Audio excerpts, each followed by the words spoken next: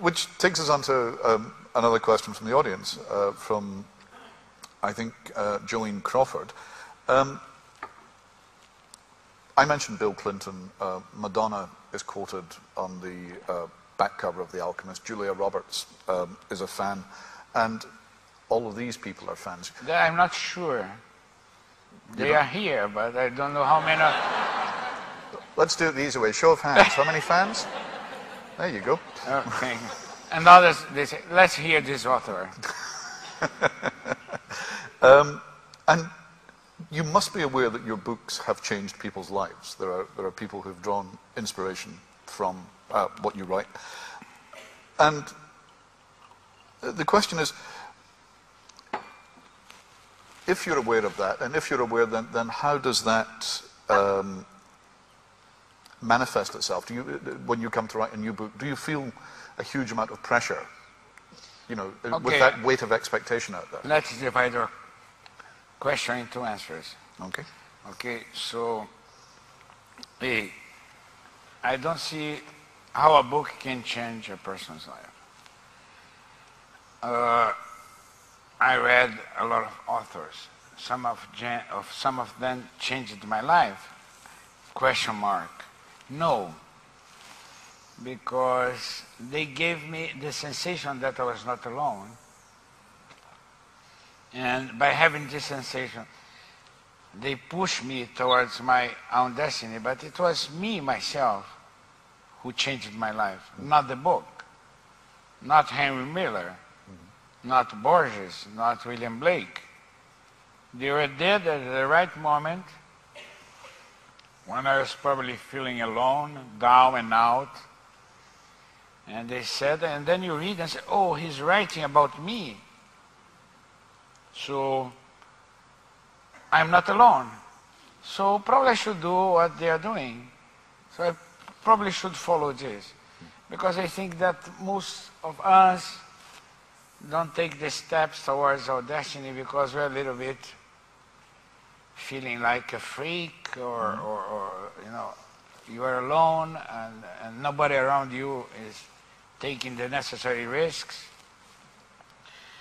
That said, I saw many writers being paralyzed by success, to go to the second part of your question. So when The Alchemist became a worldwide phenomenon, I could have stopped there, because then if you are stupid enough, you feel this pressure. Because then you want to please Japanese, Scottish, Norwegians, Brazilians, and you get totally crazy because you cannot do that. It is impossible.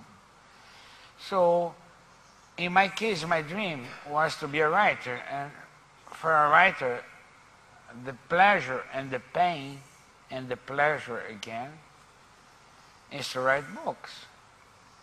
So I sit down and I write, and I try to have the same innocence that I had when I wrote my first book, that it was The Pilgrimage. And there is also something that helped me a lot.